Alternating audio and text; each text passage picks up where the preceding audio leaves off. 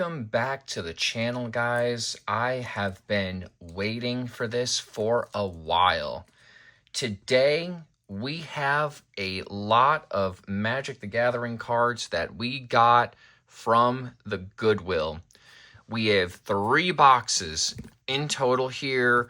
Each is about roughly 2.5 pounds, and we spent $150 in the hopes that we find something worthwhile in here. I honestly have no clue what's in here. I just saw a couple photos of it, and I saw some older sets, and I saw some newer stuff. So it felt perhaps it was worth taking a chance on. So let's jump in here and see what we can find of value.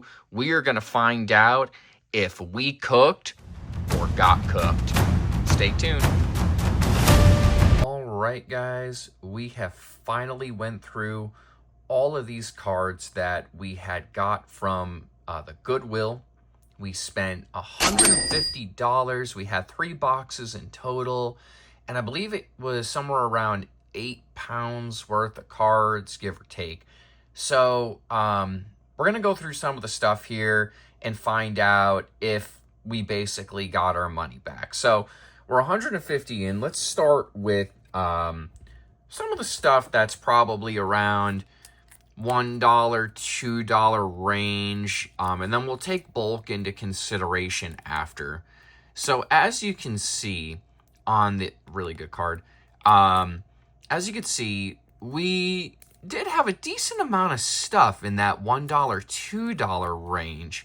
Some interesting stuff, definitely some playable stuff in there, but nothing that's earth-shattering. Another really good card. But like I said, nothing that really is going to get us that money back, at least on this front. The sets were all over the place.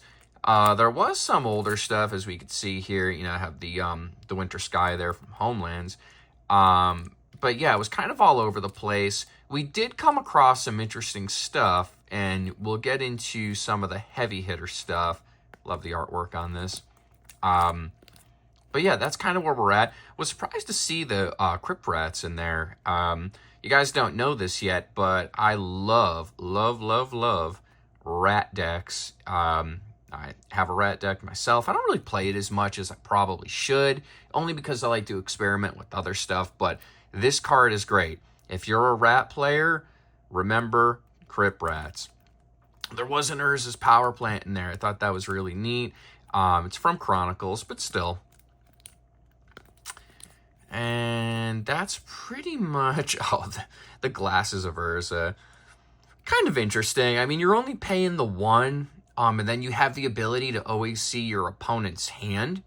I think a lot of people don't run this card, but, you know, let's say you're playing a blue player. This gives you a chance to basically say, hey, you know what? I want to always see your hand. That way I know what you have in your hand. Can you counter me? What can you counter? Maybe I could try to bait you out. It's a fun card. And I think that's coming to the end here. Oh, there must have been, look at that. I don't even know how many copies of Highway Robbery was in there. It's definitely over 10. This is a really, really great card for red decks. I don't run red personally, but if you read it, you may discard a card or sacrifice a land, and if you do, draw 2 cards. What makes this great is it has the ability to plot, basically. So, you know, you're on turn 2, typically, and you can basically plot this knowing that going into 3, you may very well have card advantage, and as red players know, if you have card advantage in red, you're doing something right. So that's that, guys. I mean, that's kind of our $1, $2 range stuff. Nothing too crazy. And then we kind of got into our mid-range stuff. So this is the stuff that's going to push beyond that $2 point and start to go probably somewhere between $3 and like $7, give or take. There was the Fire Mind in there. I thought that was actually really neat. It's not a commander I would run personally, but look at that. You just tap it, draw a card, and then even the effect, whenever you draw a card, Niz Mizzet, the Fire Mind, deals 1 damage to any target. Any target. So your opponent, something pesky on the field, maybe has 1 toughness. Yeah, it's actually pretty neat. Had a Jace, Arcane Strategist. This is not a particularly valuable mythic, but I don't know. I'm kind of a sucker, like, for artwork in general, so. Cleric class. Now, this is kind of like a staple anymore in white decks, and of course, it's a foil, too, which is awesome. I was actually kind of shocked to see a foil waste in there. Fun fact, in all the years that I have opened packs, you know, I'm a huge enthusiast. I have never, ever, ever, ever pulled a waste. If you guys have, let me know in the comments, because I just have never gotten one in the wild. There's another Jason there. An Undaunted Hero. Good cards. They're fun planeswalkers. Nothing particularly crazy, though, but we'll take it. Welcoming Vampire. I really like the artwork on that as well. A Seagate. And then, of course, the Boomerang Basics. This card has definitely grown in popularity. Unfortunately, it's sorcery speed, but it has a really good effect. All right, so now going into the higher end stuff. This is the stuff we care more about. This is like your going upwards $10 plus, basically, where we're going to be at.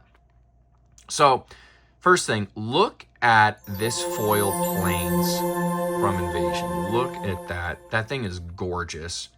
Gorgeous, gorgeous, gorgeous. Came across a Jawari Shapeshifter. I thought this was actually kind of interesting. You may have Jawari Shapeshifter enter the battlefield as a copy of any ally creature on the battlefield. With the Avatar set that came out, we now have tons and tons of allies. And for two, this is pretty wild, because we know some of those blue cards that are ally cards in that Avatar set. So this is pretty wild. The Multani's Decree. Look at this. Look at this. An old foil. Look at that. Destroy all enchantments. You gain 2 life for each enchantment destroyed this way. That thing is friggin' gorgeous. And then who can forget a blue tutor merchant scroll? Search your library for a blue instant or interrupt. Reveal that card to all players and put it into your hand. Reshuffle your library afterwards. So this thing's great. Basically, as a blue player, this is going to get you into whatever you need. That's pretty awesome, and you're probably going to win. And then there was a Steelbane Hydra in there. I actually love this card. I don't know what it is about it. I love the artwork, and I just love the effect on it, because obviously in green, it just +1/+1s, you know, it's like breathing air.